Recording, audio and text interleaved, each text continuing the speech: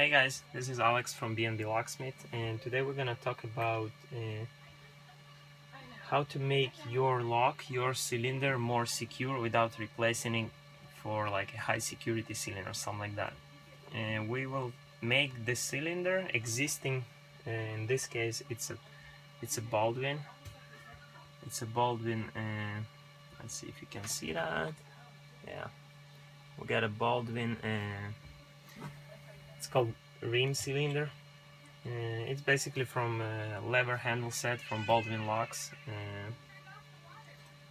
And what we're gonna do, we're gonna make this cylinder, we're gonna rekey that and make it more secure. So first of all, when you rekey that, best combination of the key that you choose, it is deep cuts versus small cuts. I mean, if the numbers that you choose to rekey the lock are 2, 3, 4, 5, 7 or somewhat close like that, this is not secure enough, and it's very easy to do a bump key to this type of locks.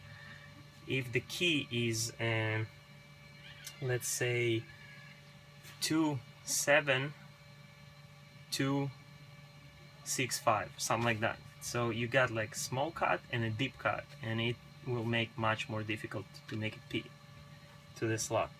That's just number one. Number two, we're going to replace top pins in this cylinder. And there is a bottom pins and the top pins. Bottom pins we replace to change a key, change a combination, and the top pins, this is the pins that are inside. The top pins, you can see. So I'm gonna remove all the springs and all the pins. This is the pin that currently in this lock, in this let's see if you can see it. Let's see, hopefully you can see it. So it's a regular like top pin, let's see, like that. So we're gonna replace this pin for this pin, which is called a spool pin.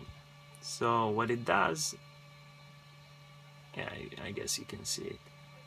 What it does, it will prevent from cylinder to turn that easy. It will, when you're gonna try to pick the lock, it will turn just a little bit and it will get stuck.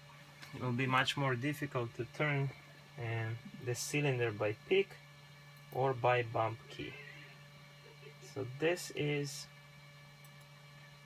a good way to make it more secure and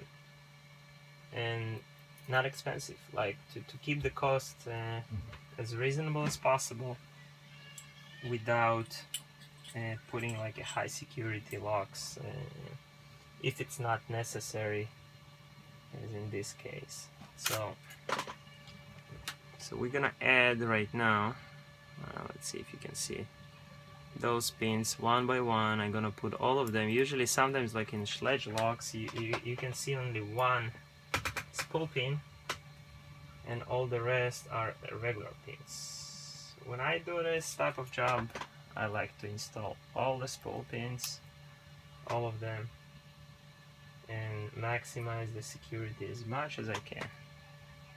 There we go. One more.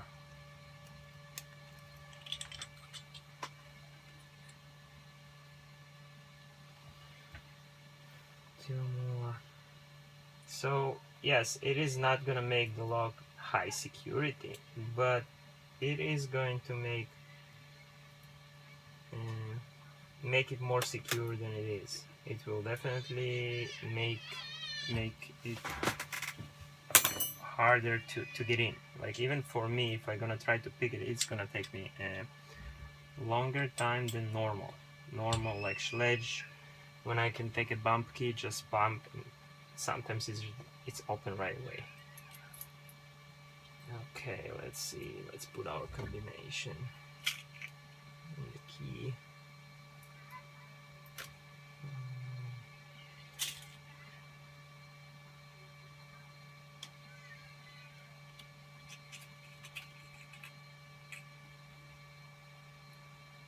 So yeah, I like to reinstall the top pins in these cases to increase customer security.